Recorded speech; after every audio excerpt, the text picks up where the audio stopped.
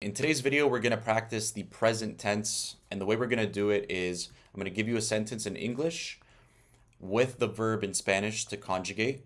So that's if you need a hint. So for example, they speak in different languages, that's the verb to speak. So that's hablar, so you need to conjugate it for they. So it would be hablan, ellos hablan, en diferentes idiomas. So let's get into it. The first question is, how would you say you need to focus on your studies?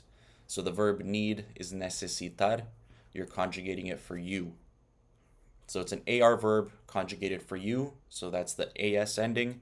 So it's tú necesitas enfocarte en tus estudios. Now this one has quite a bit going on. So the tú necesitas is just the standard present tense conjugation. Enfocar, there's maybe two questions that you're thinking here. One, what is this te? And two, how come we didn't conjugate enfocar? And it's the exact same as English. So let me write this down here. If you don't know what a verb infinitive is, it's the unconjugated form of the verb. So it's like to focus is the verb infinitive. Just as in English, we have the verb infinitive here when it's the second verb. So you need to focus. The first verb is need, and then the second verb is to focus. Okay, the first verb is conjugated, even in English, right? If this was he, it would be he needs. It would be a new conjugation. But the to focus wouldn't change. That would remain as the infinitive. So just like in English, where first verb conjugated, second verb unconjugated, it's the exact same thing in Spanish. First verb is conjugated, tú necesitas. Second verb isn't, enfocar. That explains why it's enfocar, not enfocas, or whatever other conjugation. But the question is, where does this te come from? I guess it would be considered a reflexive verb, or it could be one or the other. I don't know what there's like transitive, and I've never gone into like the details of what all these different labels are. But this is one of those verbs that comes with that like reflexive type of pronoun, like te.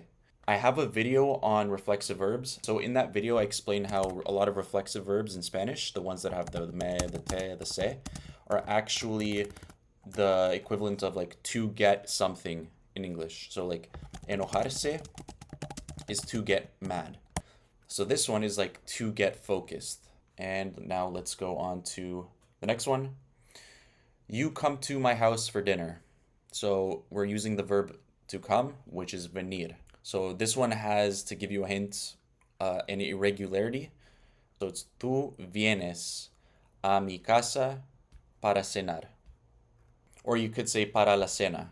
This is just the conjugation. So if you're wondering why is there an I there, most of the most common verbs are irregular. So just get used to the fact that you're going to have to memorize these, unfortunately. And the only way you're going to do it is by practicing them and actually using them. So tú vienes a mi casa para, I initially said para cenar, which means like to eat dinner. Cenar, it's an AR verb, but you could just say for like dinner itself, para la cena, which is the noun, dinner, which I should have done. That's the more correct translation, because this is saying you come to my house for dinner, the noun, a thing, dinner. It's not saying you come to my house to eat dinner.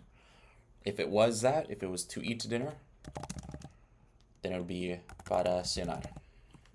Next question. All right, now we're moving on to pretty common verbs. So if you're a beginner, you might not know some of these verbs. So the first one is perder, as you can see.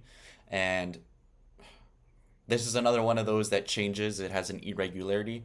So you might be thinking, it seems like more verbs are irregular than regular. And it's not necessarily true, but because of how frequently we use the irregular verbs compared to the regular verbs, it can feel like there's more irregular verbs in the present tense. You get used to it, okay? The best way to get used to it is just by making mistakes. So I'll tell you what the answer is. Pause the video if you want to give it a guess, but it's, so she loses her keys often is ella pierde sus llaves a menudo. Ella pierde sus llaves a menudo. If you didn't know that perder changes with that I being added to it, you would have said ella per, it's an ER verb. For el and ella, you drop that R. So ella perde sus llaves, and then you probably would have got the rest, or maybe you wouldn't have, but the point is, you would check your answer and you would see, oh, it's not perde, it's pierde. and then just kind of repeat that a few times in your mind. Pierde. And the next time you see pierde, you'll probably make the same mistake. You'll say perde. It requires repetition, but you let yourself make the mistake enough times, and with enough error correction, it'll get drilled in. You just have to allow yourself to make that error enough times. This is a possessive pronoun, which means his or hers. So yours would be tu. Sorry, your key would be tu llave. Your keys would be tus llaves. So if it's plural, in Spanish there's agreement between plurality. Like what that means is, in English we say your key and your keys. The your stays the same. Whereas in Spanish, if the keys is plural, the your is plural.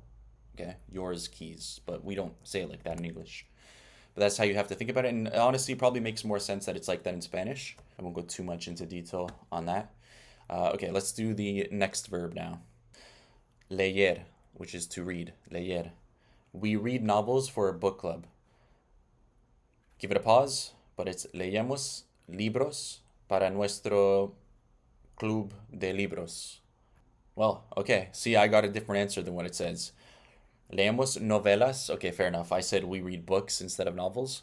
But yeah, we read novels for our, this is that possessive pronoun for our club de lectura. I said book club, like literally, but this more so means like reading club, club de lectura. So yeah, don't be afraid to make mistakes. Or, I mean, in that case, it's not even really a mistake. It's just more so a different way of saying it. So again, obviously as a beginner, you might not know if what you're saying makes sense or not, but just think about it critically. Like if you said club de libros and you said leemos libros, see, that's okay. You're using synonyms, basically. Anyways, let's move on to less common verbs. We'll do 3 questions here. So they cancel the event. This one, fortunately, isn't irregular. It's ellos cancelan el evento. Ellos cancelan el evento, because ellos and ustedes, remember, that's that N ending. So cancelan with an N, right? And it's an AR verb, so AN. Let's go to the second one. He warns about the storm. Another one that goes from E to IE. Okay, like I said, I never memorized the list of these, but it just turns out as we're going through this video that there's quite a bit of those verbs in Spanish. So he warns about the storm. Él advierte sobre la tormenta. Él advierte sobre la tormenta. Now, yeah, you probably, if you're a beginner, wouldn't know that storm is tormenta. You just kind of, you pick up on vocabulary, obviously, as you go on, but it kind of makes sense. Torment for storm. And then advertir, as you can see there, it goes from E to IE. So it's another one of those. You just get used to it. You see it enough times. You do enough of these types of exercises. Sorry. You do enough of these types of exercises and it just gets ingrained in your head. All right. I think that's enough for the video. I don't want to overwhelm you. I'll see you in the next video.